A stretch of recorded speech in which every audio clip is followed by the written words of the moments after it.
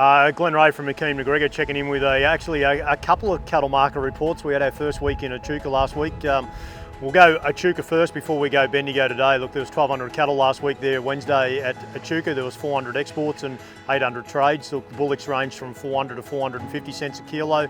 Trade steers range from 450 to 515. Trade heifers from 380 up to 495 cents a kilo. Then we move on to sort of manufacturing types, your Friesian steers and Friesian cross and dairy types. They range from 300 cents up to 370 cents. Best of the steer veal, they range from 520 up to 570 cents. Heifer veal 490 to 565. Feeder steers, they range from 470 to 540 with very strong demand indeed. They were selling extremely well, as were the feeder heifers ranging from 460 up to 540 cents.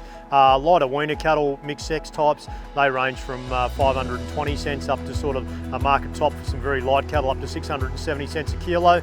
We move on to the cows then. The heavy cows, they range from 400 cents up to 425. Medium weight cows were 350 up to 410 cents. Light cows and chopper dairy cross cow, they range from 260 up to 350 cents. A couple of bulls there, they range from 300 to 325. That was all for a Echuca cattle sale. Obviously a lot of weights, a lot of categories and a lot of weighs there with 1,200 cattle, and moved through to Bendigo. There was just a hatful of cattle there today.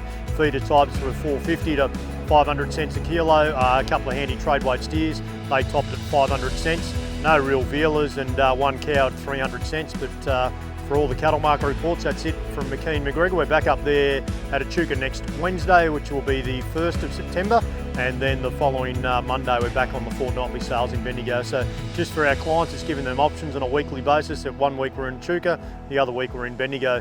But for everything today, that's all from McKean McGregor. Thanks for listening.